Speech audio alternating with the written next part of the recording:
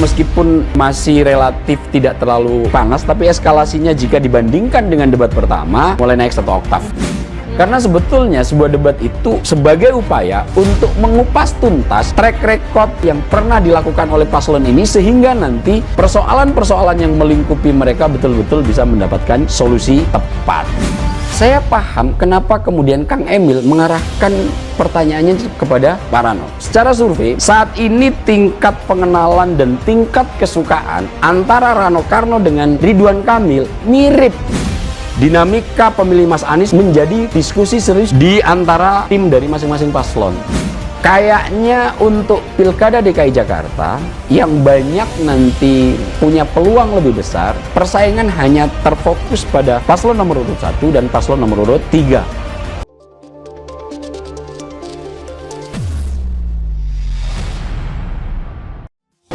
Ya, itu tadi pemirsa, Anda baru saja menyaksikan bersama-sama terkait dengan debat kedua Pilkada Jakarta 2024. Bang Aap, kita melihat bersama-sama ya.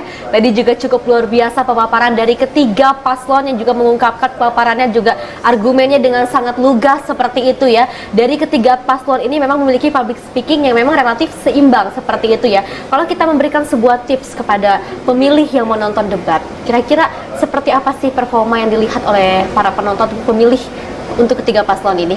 Ya, sebelum kita jauh membahas itu, saya lihat eskalasi debat dibandingkan pertama sudah 1 oktav mulai naik. Oke. Naik sudah mulai ada satu. yang mulai greget kayaknya. Iya, sudah 1 oktav naik. Dimana kalau di awal di debat pertama saya hanya mencatat pasangan nomor urut 3 yang memberikan dalam tanda kutip serangan terhadap nomor urut 1, pasangan Ridho. Betul. Saat ini pasangan nomor 3 masih konsisten, terus menyerang pasangan nomor urut 1 meskipun diksinya masih cukup eufemis gitu, masih relatif lembut. Ternyata kalau saya amati pasangan nomor urut 1 juga sepertinya sudah mulai untuk sedikit membalas, meskipun sedikit memanas maksudnya. membalas serangan itu dalam konteks tadi terakhir akhirnya Ridwan Kamil memberikan pertanyaan terkait kinerja dari Rano Karno. Betul, pada saat di Banten. Pada saat di Banten soal indeks pembangunan manusia. Nah, saya melihat eskalasinya sudah mulai menaik. Ternyata dalam 2 kali sudah dikritik oleh 03 terkait pertama kinerja di Bandung, kedua terkait kinerja di Jawa Barat. Sebetulnya juga diserang oleh pasangan nomor urut 2 terkait dengan banyaknya masyarakat miskin, meskipun tadi saya lihat salah data begitu tentang kemiskinan yang ada di Jawa Barat. Nah, saya melihat meskipun masih relatif tidak terlalu panas, tapi eskalasinya jika dibandingkan dengan debat pertama mulai naik 1 oktav ini. Dan saya yakin ini nanti akan terus tumbuh meningkat eskalasinya di debat ketiga, karena nanti itu akan menjadi titik tonggak keputusan akhir dari para pemilih, dan itu nanti akan juga menjadi penentu di antara ketiganya ini kira-kira siapa nanti yang bisa menjaring preferensi pemilih untuk masuk ke bilik TPS, sehingga pakunya akan dicoblos ke salah satu dari 3 paslon. Jadi saya cukup gembira meskipun eskalasinya tidak terlalu tinggi, tapi diferensiasi kemudian saling buka track record sudah mulai dilakukan. Tidak hanya Kang Emil sekarang yang dikupas oleh pasangan nomor 3, tapi Ridwan Kamil juga sudah mencoba untuk melakukan hal yang sama, tapi tidak ke Mas Pramono Anung, karena memang secara derajat yang punya pengalaman untuk menjadi kepala daerah di 3 paslon ini hanya cuma 2. Ridwan Kamil sebagai cagup di pasangan nomor 1 dan Rano Karno di pasangan nomor urut 3 sebagai wakil gubernur. Bahkan tadi pasangan calon nomor urut 2 Dharma juga menyoroti terkait dengan tadi suku Baduy untuk di eranya Rano Karno. Jadi ini sudah saling serang, tadi benar track record dari masing-masing jabatan. Lalu kalau misalnya kita melihat di pasangan calon nomor urut 2 ini kan memang belum ada pengalaman yang mungkin hampir setara Bang dengan posisi Ridwan Kamil ataupun Rano Karno. Apakah ini sebagai sebuah salah satu posisi strategis untuk kemudian bisa lebih banyak menyerang ke pasangan calon yang lain? Keuntungan calon baru yang belum pernah menjabat sebagai kepala daerah, dan ketika dia akan melakukan kontestasi, keuntungan pertama adalah mereka bebas menyerang apapun. Karena di saat bersamaan mereka belum punya catatan-catatan yang sama yang sudah dimiliki oleh misalnya Rano Karno di pasangan nomor urut 3 atau Ridwan Kamil di pasangan nomor urut 1. Sehingga ketika yang menyerang dari pasangan nomor urut 3 bisa saya pahami, yang melakukan itu adalah Mas Pram. Karena memang secara catatan Mas Pram posisi jabatan publiknya belum pernah menjadi kepala daerah. Betul. Untuk Rano Karno tidak banyak untuk melakukan evaluasi terhadap misalnya ke Ridwan Kamil. Ini bisa dipahami karena memang yang punya catatan panjang terkait pengalaman kepala daerah hanya dua nama ini. Nah, ketika kemudian saling mengkoreksi, saling membuka, saling mempertanyakan kelemahan masing-masing ketika menjabat pemimpin, ini sebetulnya menjadi indikator bagus dari sebuah debat. Karena sebetulnya sebuah debat itu sebagai upaya untuk mengupas tuntas track record, background, kinerja yang pernah dilakukan oleh paslon ini, sehingga nanti ini sangat bermanfaat bagi para pemilih sebagai rujukan preferensi yang mana nanti yang betul-betul akan saya amanahi suara saya ketika di TPS, sehingga persoalan-persoalan yang melingkupi mereka betul-betul bisa mendapatkan solusi tepat. Tapi kalau untuk naik eskalasi 1 oktav tuh tadi, ini menurut hemat saya ya Bang, itu baru terjadi ketika memang proses tanya jawab yang dilemparkan pertanyaan secara bebas dari masing-masing paslon. Tapi ketika kita membahas terkait 6 subtema tadi yang pertanyaannya diambil dari nomor di fishball, itu benar-benar normatif ini menurut pandangan masyarakat umum seperti saya, seperti itu. Jadi masih ada yang memang ketika satu pasangan calon mengutarakan program yang akan dibawa, kemudian pasangan lain juga menyatakan iya setuju seperti itu masih terlihat lurus seperti itu Bang, pandangan Bang Aap. Ya, sejauh ini memang eskalasi naik 1 oktavnya itu hanya di sesi terakhir. Di segmen ketika timbal balik tanya jawab di antara paslon. Tapi ini sudah menjadi tanda-tanda yang cukup baik. Sebetulnya di segmen untuk ditanya oleh moderator itu seharusnya sudah bisa dipakai oleh masing-masing calon untuk bisa mengupas tuntas tentang track record dan kinerja dari masing-masing paslon. Karena memang di segmen itu antara satu paslon dengan paslon lain diberikan kesempatan untuk saling mengurai, saling mengkomentari. Semestinya ruang ini juga cukup bisa dimanfaatkan karena debat ini sebetulnya tujuannya bukan untuk meyakinkan antar paslon, tapi memberikan pengaruh positif terhadap publik yang menonton. Debat ini bukan kemudian nanti ingin ingin mengalahkan satu paslon dengan paslon yang lain, akan tetapi uraian semua konsep yang dikemukakan itu ditujukan total bagaimana nanti publik bisa menerima itu sehingga preferensi mereka bisa terbentuk secara mapan. Nah, ini yang harus betul-betul dipahami. Akan tetapi yang saya lihat dari ketiga paslon sudah cukup bisa melakukan itu meskipun secara vulgar belum bisa dinyatakan saling serang. Saya kasih contoh misalnya tadi ketika Mas Pram bertanya untuk Disneyland dibangun di Cikarang ataukah di Kepulauan Seribu, Kang Emil menjelaskan dengan panjang lebar dengan pengalaman record bahwa pemimpin itu harus mampu berimajinasi karena itu adalah tugasnya pemimpin. Akhirnya kemudian Mas Pram jawabnya apa? Tidak dilanjut. Saya tidak memberikan komentar apapun. Nah, akhirnya perdebatan eskalasinya mentok sampai di situ. Sebetulnya Mas Pram hanya bertujuan untuk menyampaikan ke publik bahwa ini loh pernah dikemukakan tapi tidak kerjakan gitu. Attacking itu kemudian sudah seolah-olah penyampaian Mas Pram ini sudah disampaikan ke publik, berhenti di situ. Kemudian Kang Emil tadi tentang indeks pembangunan manusia yang ada di Banten. Memang setahun terakhir ketika Rano Karno sudah tidak menjabat lagi sebagai pejabat di Banten, IPM Banten itu secara keseluruhan memang naik 0,25 atau 0,5 begitu. Akan tapi di era ketika Rano Karno menjadi PLH gubernur atau definitif selama 1 tahun tadi kata Rano Karno sebagai gubernur Banten, memang indeks pembangunan manusianya relatif turun terus. Dan ini ketika dikemukakan kemudian dijawab bahwa harus berkoordinasi dengan 2 Pangdam, harus berkoordinasi dengan ini. Akhirnya apa? Serangan dalam tanda kutip meskipun disampaikan dengan secara halus di follow up itu sama Kang Emil. Jawa Barat juga sama, berkoordinasi. Iya, berkoordinasi dengan 2 Pangdam, kemudian tugas seorang pemimpin itu hanya soal koordinasi begitu.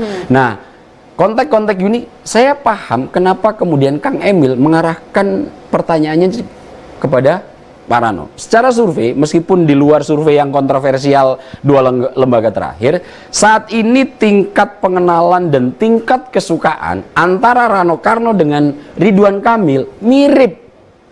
Tingkat popularitas keterkenalannya itu sudah hampir mentok, hampir seluruh masyarakat Jakarta kenal dua orang ini. Kemudian tingkat kesukaannya juga tidak jauh berbeda. Nah, variabel mungkin yang membuat pasangan nomor urut 3 ini bisa memiliki elektabilitas yang cukup baik, variabel Rano Karno ini menjadi yang penyokong yang cukup signifikan. Nah, ketika Ridwan Kamil melakukan upaya counter attack setelah 2 kali diserang dalam tanda kutip dengan pertanyaan-pertanyaan tentang kinerjanya, arah pertanyaannya kemudian diarahkan kepada Rano Karno. Saya pikir tim di belakangnya sudah melakukan analisis cukup baik, sehingga Mas Pram ditugaskan untuk menyerang Ridwan Kamil. Ridwan Kamil tidak kemudian mencoba untuk counter attack-nya ke Mas Pram, tapi ke Rano Karno. Kalau pandangan Bang A, berarti siapa yang paling menguasai panggung malam ini pasangan calon? Kalau untuk menilai bagaimana jalannya debat ini, maka kita harus memakai alat ukur yang bisa menempatkan itu secara objektif. Saya akan pakai alat ukur klasik terkait dengan debat yang dikemukakan oleh seorang filsuf Yunani kuno, Aristoteles. Dalam menyampaikan debat, atau kerangka umumnya adalah dalam menyampaikan retorika, kita bisa ukur efektif atau tidaknya dari 3 hal.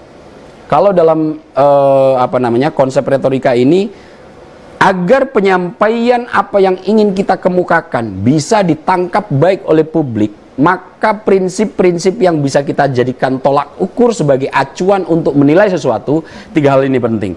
Nomor 1, ketika kita menyampaikan sesuatu ke publik, itu sangat berkait dengan etos. Apa itu etos?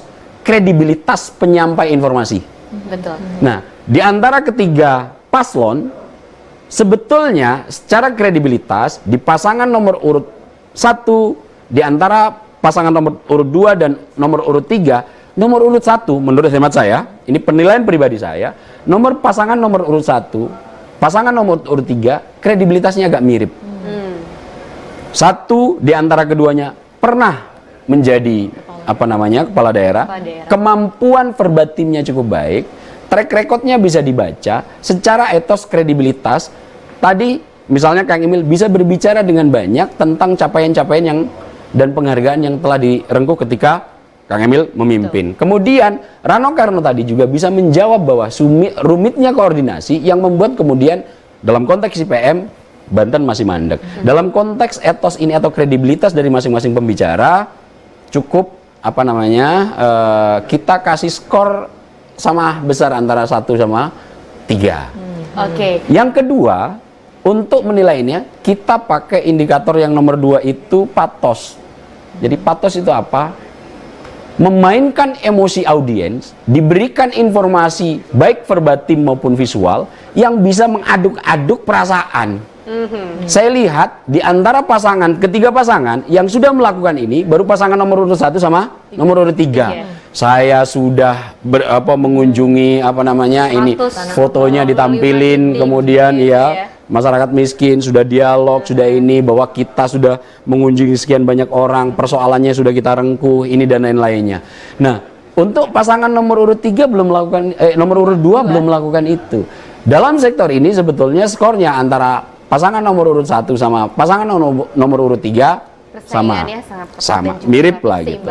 Nah, yang agak cukup menarik di variabel yang ketiga, logos. Artinya apa yang ingin disampaikan harus sesuai dengan fakta dan didukung oleh data-data empirik, baik itu statistik atau peristiwa tertentu. Nah, dalam sektor ini tadi sebetulnya pasangan nomor urut 1 menurut saya ketika mendapatkan attacking punya kesempatan untuk pamer statistik capaian-capaian yang pernah diperoleh. Misalnya tadi ditanyakan oleh Rano Karno terkait dengan Mas Pram terkait dengan Disneyland harus mampu berimajinasi tadi yang dijawab oleh RK. Kemudian ketika data salah dalam tanda kutip tadi disampaikan oleh pasangan nomor urut 2, Kang Emil dengan leluasa bisa pamer tuh. Kita pernah dapat penghargaan dari UNDP sebagai provinsi yang bisa mengenolkan desa tertinggal dan lain-lainnya. Tentu dalam konteks ini saya memberikan skor dalam membangun argumen sesuai dengan basis data dan empirikal. Pasangan nomor urut 1 cukup memadai. Ketika Kang Emil menanyakan tentang indeks pembangunan manusia tadi kepada pasangan nomor urut 3, Rano Karno menjawabnya hanya dengan sesuatu yang hanya ingin menciptakan suasana publik agar tidak berkembang. Tidak kemudian dijawab dengan hal-hal yang indeks statistiknya itu sebetulnya menurun atau naik dan malah mengalihkan ke sektor-sektor lain. Apalagi yang nomor urut 2 dengan berat tadi saya mengatakan bahkan menyadur pertanyaan aja kemudian menggunakan basis data statistik yang masih dipertanyakan. Tentu untuk dalam sektor yang ketiga skor bisa kita urutkan 1, 3, 2. Oke, berarti pasca debat ini apakah akan ada perubahan dari lembaga survei, Bang? Apa sama saja antara 1 dan 3 nih? Sebetulnya dari gambaran ini ya, karena saya secara personal belum melakukan riset pribadi terkait Pilkada DKI Jakarta ini, saya hanya baru menyadur dari penelitian-penelitian yang dilakukan oleh kawan-kawan. Di luar konteks adanya polemik terkait hasil survei yang sekarang dipublikasikan ke masyarakat itu, sebetulnya variabel debat, apakah ini menjadi variabel penting untuk bisa mengubah volatilitas? Saya yakin ini bisa. Tapi apakah cukup signifikan atau tidak signifikan? Sepengalaman saya, jika kemudian debat ini tidak di follow up oleh peristiwa-peristiwa tentu yang cukup ekstrim, biasanya perubahannya tidak akan pernah bisa ekstrim. Bisa merubah 1, 2, 3% mungkin. Akan tetapi kalau kemudian bisa melonjak sampai 10% tingkat eskalasinya, mungkin volatilitas yang seperti ini perlu dipertanyakan. Kecuali debat menjadi trigger untuk menjadi polemik peristiwa yang cukup ekstrim, sehingga persepsi publik dicoba direngkuh untuk hanya tertuju pada fokus tema Pilkada DKI Jakarta. Dan kalau melihat kondisi seperti ini, sepertinya karena memang konsep serangan dan juga jawaban secara statistik juga cukup memadai, saya pikir tidak akan banyak mengubah peta secara elektoral secara drastis. Perubahan sepertinya ada, tapi secara drastis sepertinya tidak. Oke, berarti perubahan terkait dengan elektabilitas nantinya di berbagai lembaga survei pun ini akan berubah ya Bang Aap ya. Dan kalau kita lihat tadi juga memang dari hasil debat kedua ini juga sangat berbeda dengan debat perdana ya, di mana yang dinilai oleh masyarakat ini kan sangat monoton, tidak kurang greget. Tapi di sini sudah mulai ada saling penyerangan yang memang tapi tidak terlalu menyerang juga. Cuman kalau kita lihat memang dari hasil pemaparan dari nomor urut 1, 2, dan juga 3. Apalagi nomor urut 2 sempat mengatakan bahwa akan mengadakan ataupun memberikan sebuah internet gratis kepada masyarakat Jakarta. Dan juga nomor urut 1 juga memberikan pendidikan gratis kepada masyarakat Jakarta seperti itu. Artinya apakah nantinya para pemilih ini akan melihat dari segi gratisnya saja atau dari hasil seluruh pemaparan dari ketiga paslon ini, Bang Aap? Itu sangat tergantung bagaimana nanti tim dari masing-masing pasangan itu follow up. Biasanya mereka akan menyebarkan banyak isu. Terus kira-kira dari isu yang telah disebarkan ini mana yang paling banyak mendapatkan respon publik? Biasanya dari grabbing isu ini akan kemudian dijadikan strategi baru. Kira-kira dari isu ini bisa diderivasi kepada isu-isu yang apa begitu. Nah, ini sangat tergantung nanti apakah dari isu misalnya internet gratis, saya pikir tidak akan menjadi isu yang akan cukup menarik bagi masyarakat Jakarta. Biasanya masyarakat kita itu cukup tertarik kalau kemudian sudah soal elaborasi secara personal. Misalnya gosip, kemudian masalah apa. Kadang-kadang hal-hal yang trivial, hal-hal yang receh, itu kadang-kadang malah menjadi pemantik utama terkait trigger yang akan menjadi snowball yang kemudian itu malah kadang-kadang bisa menjadi variabel penting sebagai pembelok tingkat elektabilitas. Nah, kalau kondisinya seperti ini, saya yakin ya, upaya dari tiga paslon, terutama dua, antara 1 dan 3, seperti yang tadi sudah dipaparkan, upaya mereka akan difokuskan bagaimana mencoba merengkuh pemilih-pemilih tokoh-tokoh yang sudah mapan. Saya tadi analisis dan saya cermati, itu sudah dilakukan oleh pasangan nomor 3, mencoba menggrab pemilihnya Mas Anies dengan tetap akan melanjutkan program seperti kartu Jakarta Pintar. Betul. Kemudian juga mencoba untuk menggrab pemilih Pak Prabowo dengan melanjutkan makan bergizi gratis. Itu pun kemudian disambut ketika pemaparan pasangan nomor urut 1 mencoba bahwa pemilihnya Mas Anies KJP plus malah nanti akan ditambah, akan tetap dilanjutkan. Apalagi PKS yang ngomong punya kredibilitas lebih di sektor itu. Kemudian juga jelas-jelas Pak Ridwan Kamil dalam slide-nya mengatakan bahwa Ridho akan menjadi penerjemah baik terkait program Pak Prabowo makan bergizi gratis. Nah, upaya ini saya yakin akan terus ditumbuh kembangkan karena dari hasil survei yang saya baca, di luar hasil survei yang kontroversial, dinamika pemilih Mas Anies misalnya menjadi diskusi serius di antara tim dari masing-masing paslon. Pemilihnya Mas Anies ini yang tidak jadi nyalon gubernur di Jakarta, sebetulnya pembelahannya lebih banyak kemana? Nah, ini juga yang sedang saya yakin diupayakan serius oleh ketiga paslon. Saya nggak tahu untuk Kundarma karena tadi tidak sempat terlihat sama sekali.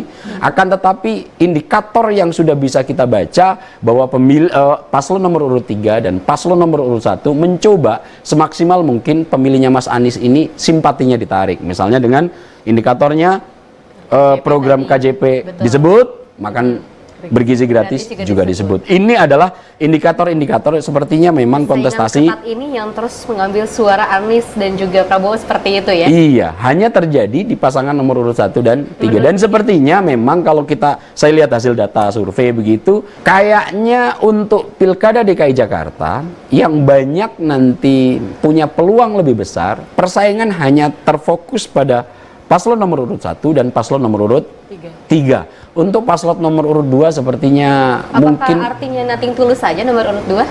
Saya tidak tahu, apakah itu nanti akan nothing tulus saja, tapi kalau melihat dari upaya retorika yang dikeluarkan juga cukup masih berapi-api. Nah, kalau melihat konteks yang kayak begini, memang Pilkada DKI persaingannya hanya ada di antara nomor 1 dan juga nomor Ridwan 3. Kamil Suswono, Pramono Anung dan Rano Karno. Baik Bang Ab, kalau misalnya tadi salah satu yang kita soroti adalah terkait dengan pasangan calon nomor urut 2 yang mungkin memang terlihat kurang menonjol di antara pasangan nomor urut 1 dan juga 03. Salah satu yang terus digaungkan oleh pasangan nomor urut 2 adalah program Getuk Tular Adab. Apakah kemudian ini akan mampu menarik perhatian dari masyarakat Jakarta? Bang Ab, tadi ada pemaparan dari nomor urut 2 Darmakun dan juga Perdana seperti itu. Tadi juga sempat mengatakan bahwa dari hasil pemaparan yang begitu menggebu-gebu seperti itu, tadi juga sempat membahas terkait atau menyinggung soal pandemi COVID-19 pada saat tahun lalu. Seperti apa Bang Aap komentarnya? Ya, menjawab pertanyaan Mbak Tiara tadi bahwa terkait dengan program Getuk Tular. Semua pertanyaan mencoba untuk kemudian dikembalikan kepada Getuk Tular. Padahal elaborasi untuk sampai ke program Getuk Tular Adab tadi itu kadang-kadang antara topik yang ditanyakan kemudian pertanyaan dari moderator yang dilemparkan itu sebetulnya tidak diberikan bridging yang baik terkait yang penting Getuk Tular Adab ini nanti kalau dilaksanakan bagus. Cuma untuk penjelasan sampai ke program bahwa ini adalah penjawab persoalan itu tidak kemudian di bridging dengan baik oleh pasangan nomor urut 2 sehingga masyarakat mendapatkan pemahaman yang lebih utuh tentang kenapa kemudian Getuk Tular Adab ini menjadi semua solusi dari semua persoalan. Seandainya itu diberikan bridging yang baik oleh pasangan nomor urut 2 kemudian akhirnya bermuara pada ini adalah solusi terbaik, tentu akan menjadi susunan argumentasi yang bisa memberikan pemahaman yang cukup baik bagi masyarakat. Akan tetapi ketika itu tidak dilakukan, kesannya loncat-loncat gitu. Argumentasinya ada yang terpotong tiba-tiba, pokoknya ini kalau nanti, ini semua nanti seolah-olah di sini, tapi belum ada bridging dari persoalan yang ditanyakan sampai ke Getuk Tular Adab ini menjadi solusi, tidak ada elaborasi secara lebih jauh. Itu kenapa kalau dari sektor ini saya bisa menilai memang untuk pasangan nomor urut 2 secara argumentasi, logosnya, kemudian secara penyampaian dan pemaparannya tadi di awal sempat terbata-bata, kemudian bahkan diserahkan kepada wakil gubernurnya. Sepertinya memang untuk konteks debat ini pasangan nomor urut 3 kalau saya berikan urutan masih berada di posisi paling akhir atau di urat nomor 3 sesuai dengan hasil survei yang memang dikemukakan oleh banyak lembaga. Tadi disebutkan katanya keterbatasan waktu, Bang, pas doorstop. Nah itu kan memang dari awal sudah kita bahas. Mau menyerang loh. Iya, kan masih mau menyerang. Tapi kan memang itu yang kemudian sudah diketahui oleh masing-masing paslon yang akan dihadapi pas pada saat debat. Dan itu tidak menjadi keluhan oleh paslon yang lain. Tentu hal-hal seperti ini akan menjadi penilaian tersendiri masyarakat Jakarta terkait siapa nanti yang akan dipimpin oleh dipilih menjadi pemimpinnya. Nah, dalam lihat debat yang berjalannya seperti itu tadi, memang ya kalau sesuai dengan coba yang kita urai dengan alat ukur teori retorika tadi, memang untuk pasangan nomor urut 2 sepertinya memang berada pada posisi terakhir di antara 3 alat ukur yang coba tadi kita sudah bahas di awal. Baik, Bang, kalau misalnya kita lihat dari persentase antara pelaksanaan debat dan juga kampanye yang tentu dilakukan oleh masing-masing pasangan calon, untuk dari persentase untuk mempengaruhi dari tingkat pemilih itu sebenarnya berapa besar sih, Bang, perbandingannya? Sebetulnya ya, kandidat itu dalam melakukan sosialisasi dia akan menggunakan 3 sarana utama. Dalam konsep pendekatan marketing politik itu disebut push marketing, pass marketing, dan pull marketing. 3 hal ini harus dipahami serius oleh masing-masing calon. Apa itu push marketing? Kalau seandainya calon ini menggunakan seperti Jakarta, maka pull marketing menggunakan alat kampanye di sektor yang tidak perlu hadir sosok calonnya menyapa pemilih, akan tetapi itu nanti bisa mempengaruhi, sangat baik untuk dilakukan. Kenapa? Karena tingkat akses masyarakat Jakarta terhadap media informasi cukup dekat. Info detik ini bisa diterima detik ini pula di masyarakat Jakarta. Mayoritas sudah memiliki akses internet. Info yang misalnya debat ini bisa disaksikan oleh seluruh masyarakat Jakarta, dan ketika timnya nanti mau dan mampu untuk mengkapitalisasi isu-isu tertentu dalam waktu 1-2 menit yang akan datang sudah bisa sampai ke tangan pemilih masing-masing. Nah, ini tentu akan menjadi poin penting yang biasanya kita sebut ini sebagai pull marketing. Jadi mereka kita tarik meskipun calonnya nggak ada, tapi melalui media-media yang tidak benda hidup. Yang kedua itu ada pass marketing. Kita pakai passing, pengumpan. Jadi pas kalau kita main sepak bola itu kita pengumpan begitu. Nah, calon kandidat harus memakai ini sebagai sarana karena pemilih Jakarta hampir 8 juta lebih, tentu tidak memungkinkan kandidat untuk mendatangi mereka satu-satu. Mereka butuh pasar, pengumpan. Siapa mereka? Tokoh-tokoh influencer. Ini misalnya satu topik kemudian dilempar oleh influencer tertentu, topiknya dielaborasi secara lebih dalam, fokus, pilih poin-poin penting yang menjadi perhatian masyarakat, di situ dielaborasi solusinya apa, kemudian gimmick-gimmick tertentu bisa dimasukkan. Ini juga menjadi sarana penting. Tapi di luar ini semua, satu hal yang sangat penting untuk bisa mempengaruhi pemilih adalah push marketing. Kandidatnya langsung yang harus menyapa warga, dan itu kenapa kemudian semua kandidat-kandidat tadi menceritakan, 2 diantaranya misalnya yang sudah secara vulgar dimasukkan dalam PowerPoint tadi, yang bisa kita lihat mereka kunjungan kemana aja, itu adalah sarana paling dasar dan paling efektif untuk bisa meringkuh hati pemilih. Nah, 3 hal ini harus dilakukan secara simultan dan seimbang.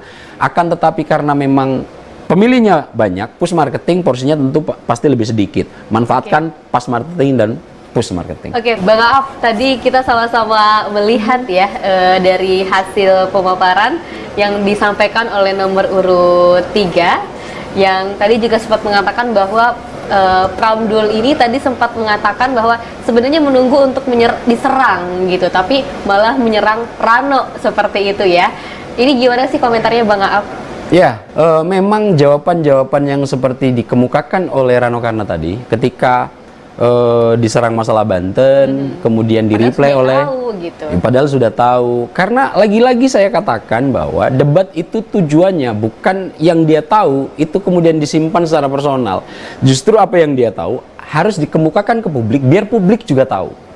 Jadi ini bukan persoalan nanti antara Rano Karno dan Ridwan Kamil, tapi ini persoalan yang sudah sama-sama tahu ini kemudian juga diketahui oleh publik. Kemudian jawaban reply dari Rano Karno, ini kan Banten, ini kan DKI Jakarta. Kenapa kemudian harus bahas Banten? Nah, jawaban ini seolah-olah menegasikan sendiri pasangannya yang mempertanyakan Kang Emil ketika memimpin Jawa Barat dan Bandung di debat pertama. Tentu hal-hal yang semacam ini harus dipikirkan ulang oleh timnya, misalnya Mas Pram sama Mas Rano, karena hal-hal yang seperti ini memang sepele tapi kadang-kadang menjadi variabel serius untuk menjadi pemantik awal terkait dengan tergerusnya nanti kepercayaan masyarakat yang akan menjadi pemilih mereka. Tentu public speaking, kemudian bagaimana mereka terrepresentasi di depan publik juga harus dipikirkan bahwa apa yang diucapkan akan dicatat secara digital dan itu mudah sekali untuk dikapitalisasi menjadi bahan-bahan yang akan dijadikan bagaimana secara elektoral bisa menaikkan atau menurunkan pasangan-pasangan tertentu. Tentu yang ini yang harus mulai diperhatikan. Saya bahagianya tadi sudah mulai ada adu konsep, adu kritisi, kemudian saling mengupas kinerja dari masing-masing. Saya berharap dan saya meyakini nanti kalau seandainya surveinya masih ketat atau mungkin posisinya masih seperti sekarang, Kang Emil sudah mulai mencoba untuk mendegradasi dari pasangan nomor 3 meskipun itu diarahkan hanya ke Rano Karno. Pasangan nomor urut 3 sudah melakukannya sejak debat pertama untuk mencoba mereduksi tingkat elektoral dari Kang Emil dengan penyerangan kinerja di Bandung dan juga hari ini tentang pernyataan membangun Disneyland di Cikarang atau di Kepulauan Seribu. Dan saya yakin nanti jika kemudian fluktuasi elektoralnya itu masih seperti sekarang, di debat ketiga, segmen kedua saya yakin sudah saling mengupas satu di antara yang lain itu. Eskalasinya mungkin naik tidak menjadi 1 oktav lagi, 2-3 oktav lagi nanti. Nah, akan sangat tergantung bagaimana nanti tingkat elektoral pasca debat kedua ini dirilis publik. Dan saya berharap nanti lembaga-lembaga yang merilis adalah lembaga-lembaga yang kredibel, tidak lagi kontroversial seperti yang dilakukan oleh Lembaga Survei Indonesia atau Poltreking. Karena saya belum tahu di antara kedua ini siapa yang kemudian datanya tidak valid, yang tidak sesuai dengan metodologi, atau bahkan pasukan di lapangannya yang tidak mumpuni dan memadai dalam mengumpulkan data. Tentu kita sangat menunggu Persepi bisa cepat, tepat, dan segera memfollow up tentang polemik-polemik ini biar agar kondisi masyarakat tidak dibingungkan lagi hal-hal seperti ini. Persepi sebagai wadah yang menaungi 2 lembaga survei ini saya berharap bisa berlaku bijak dan tegas. Apalagi di musim pilkada ini tentu lembaga survei keberadaannya benar-benar sangat dibutuhkan oleh masyarakat gitu Bang, untuk melihat bagaimana elektabilitas dari masing-masing pasangan calon. Betul. Kalau misalnya kita melihat tadi untuk di sesi awal terkait dengan pemaparan program ini sebenarnya hampir samakah antara pasangan calon 1, 2, 3 misalkan terkait tadi ibu hamil ataupun ibu bekerja yang harus mengasihi minimal 6 bulan ataupun terkait tadi dokter keliling terkait makan bergizi gratis yang mungkin sebenarnya hampir sama antara satu pasangan calon, Bang. Lalu apa yang kira-kira bisa ditonjolkan seperti itu kepada masyarakat? Dengan tidak ada saling menegasi tadi ya, sampai saya cermati segmen terakhir, tidak ada satupun paslon yang mencoba menegasi program dari paslon lain. Oke, baik, saya hanya menambahkan. Udah bagus. Iya, dua-duanya baik, saya menambahkan. Tidak ada yang mencoba untuk membangun diferensiasi terkait program yang malah banyak dikupas untuk menjadi variabel penaik atau penurun yang diharapkan terjadi di antara paslon adalah variabel-variabel kinerja yang sudah pernah dilakukan. Basisnya tidak lagi pada program tadi. Kalau kita melihat dari perdebatan yang dilakukan oleh 3 paslon dari segmen pertama sampai segmen terakhir, sepertinya tidak ada upaya untuk bahwa program ini tidak terlalu bagus, yang paling bagus program ini. Semuanya saya setuju, tinggal saya tambahkan, saya setuju, tinggal saya tambahkan. Sehingga dari indikator ini kita bisa menilai sebetulnya program yang diurai oleh masing-masing paslon tidak akan menjadi variabel penentu serius terkait apa yang akan menjadi preferensi pemilih dalam memutuskan siapa nanti yang akan mereka tusuk di bilik suara. Sepertinya nanti variabel yang akan cukup menjadi background total sebagai preferensi untuk menjatuhkan pilihan oleh pemilih Jakarta adalah soal-soal yang tadi itu kinerja, kemudian serang menyerang tadi, kemudian selip bicara. Saya sepertinya kok melihat itu nanti akan menjadi salah satu variabel yang bisa dikapitalisasi terkait dengan upaya masing-masing paslon untuk mendegradasi atau mendowngrade tingkat elektoral dari paslon yang lain. Meskipun di debat terakhir Bang, di debat itu akan menjadi gong, kemudian apakah tetap hanya saling serang terkait dengan kinerja pada saat masa jabatannya, tanpa kemudian meng-up ataupun menonjolkan dari sisi program di segmen-segmen awal? Saya yakin program masih akan menjadi elaborasi penting bagi paslon, karena itu adalah etalase. Itu adalah sesuatu yang nanti yang akan mereka kerjakan ketika mereka akan membangun terpilih untuk membangun Jakarta 5 tahun ke depan. Akan tetapi apakah itu menjadi variabel khusus yang bisa menjadi pemantik untuk merubah preferensi pemilih dalam menentukan siapa yang akan menjadi gubernur mereka? Sepertinya kalau lihat perdebatan yang seperti tadi tidak terlalu ada yang betul-betul secara drastis berubah berbeda total gitu. Misalnya 3 sama 1 yang memang sekarang tingkat elektoral di tingkat survei juga berimbang. KJP masih ada di nomor 3. KJP Plus masih juga akan dilanjutkan pasang nomor 1. Makan bersih gratis yang akan menjadi gaung Pak Prabowo sebagai program nasional di nomor urut 3 juga masih diwadahi. Dalam nomor urut 1 juga masih diwadahi. Tentunya yang menjadi diferensiasi total di antara dua paslon yang sekarang memiliki tingkat elektoral tinggi ini tidak begitu cukup signifikan berbeda. Saya yakin misalnya apa yang diprogramkan oleh pasangan nomor urut 3 atau nomor urut 1 juga sebetulnya sudah terwadai di masing-masing program yang akan dijalankan. Jadi mungkin untuk program tetap mereka akan menyusun ini sebaik mungkin, karena itu nanti yang akan menjadi etalase dalam memimpin Jakarta 5 tahun ke depan ketika terpilih. Akan tetapi variabel yang akan bisa dipakai untuk mendowngrade atau meng-up elektoral dari masing-masing calon kandidat, saya yakin nanti lebih banyak di sektor gimmick politik. Oke. Baik pemirsa, tadi itu adalah pernyataan langsung doorstop dari pasangan calon nomor urut 1, ada Ridwan Kamil. Tadi membahas diantaranya terkait dengan, mungkin pertanyaannya tadi memang agak kurang jelas Bang Aap, tapi terkait dengan mungkin apa perbedaannya dengan makan bergizi gratis yang kemudian diusung oleh pemerintahan Prabowo Gibran. Kemudian dijawab itu hanya untuk beberapa sejumlah golongan seperti itu Bang Aap. Ya, kalau yang saya pahami bahwa apa bedanya dengan program Mas Pram gitu. Yang kalau Mas Pram kan makan pagi gratis, sarapan gratis. Nah, kalau tadi Kang RK, Ridwan Kamil makan siang gratis, makannya siang. Nah, apa bedanya? Ya, beda. Kalau pagi sarapan. Kemudian apakah itu nyontek? Bukan, komplementer. Nah, tentu hal-hal yang semacam ini yang nanti kalau masalah urusan program sebetulnya saya melihat tidak akan menjadi variabel pembeda yang cukup signifikan, yang itu nanti berimplikasi terhadap tingkat elektoral dari masing-masing paslon. Tentu hal-hal yang nanti akan menjadi pembeda adalah terkait gimmick yang akan mereka lakukan, kemudian follow up apa yang nanti akan mereka terkait isu-isu mungkin makan makan sarapan pagi dan makan siang. Ini secara program mirip, akan tetapi nanti akan bisa menjadi pembeda jika ini kemudian dikapitalisasi secara naratif di dunia digital atau oleh pasukan atau oleh tim dari masing-masing paslon untuk menjadi gimmick di masyarakat. Nah, hal-hal seperti ini yang banyak pengalaman saya lebih mempengaruhi terkait bagaimana satu paslon dengan paslon itu tingkat elektoralnya bisa up and down, karena sebetulnya hal-hal trivial aja, sederhana, hal-hal receh yang kemudian ini juga yang menjadi penglihatan saya terkait di media sosial.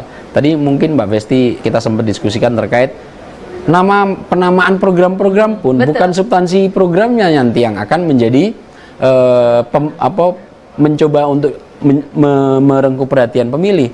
Akan tetapi di antaranya tadi Mas? Tadi ada program dari Ridwan Kamil dan Susono, Bakwan, bangun kota rawat lingkungan, kue putu kemanapun irit dan hemat waktu.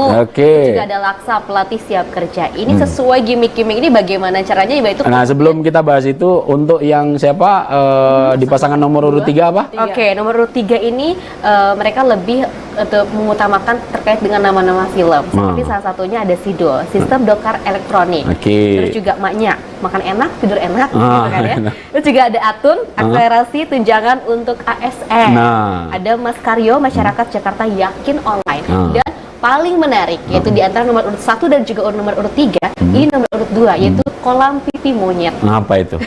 Gimana caranya pada saat pengembangan ataupun saluran air hujan ini tidak langsung ke laut, tapi lebih ke tanah seperti itu. Gimana komentarnya Bang? Nah, kita lihat ya, penamaan terhadap programnya lebih banyak gimmicknya daripada sebetulnya substansi programnya. Betul. Penamaannya singkatan-singkatan, lebih catchy. Kalau ini kan hanya upaya dalam penyampaian, dan ini sebetulnya sudah diutarakan pasangan nomor urut 1 ketika menjawab tentang Disneyland di Cikarang atau di Pulau Seribu. Sebetulnya bahwa harus ada bahasa yang dikomunikasikan kepada publik terkait dengan apa, untuk pembangunan optimisme, kemudian ini bisa menjadi perhatian dan penyampaian simbol sebetulnya ide apa yang ingin dikemukakan di pasangan nomor urut 3 yang memang cukup lekat dengan Sidul anak sekolah. Semua pemain-pemainnya dijadiin nama program singkatan. Betul. Mungkin bukan pada programnya, tapi dari jenis penamaan inilah yang kemudian nanti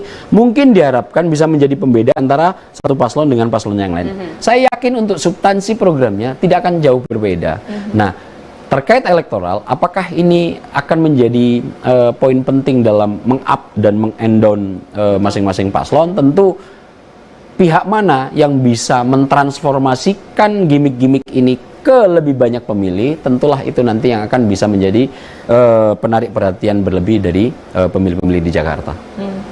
Baik, semoga dengan adanya debat kedua ini tentu menjadi pandangan baru bagi masyarakat Jakarta dalam memilih nantinya calon pemimpin, karena Jakarta ternyata masih menjadi magnet yang sangat kuat lagi-lagi meskipun ada rencana pemindahan ibu kota ke ibu kota Nusantara Kalimantan Timur. Dan sayang sekali karena keterbatasan waktu kita harus mengakhiri diskusi kita terkait dengan pelaksanaan Pilkada Debat Jakarta yang kedua. Mewakili kerabat kerja yang bertugas, saya Tiara Dianti dan juga saya Peci Ramai, dan juga turut mengucapkan terima kasih banyak kepada Bang Ap yang telah hadir. Baik, terima kasih banyak.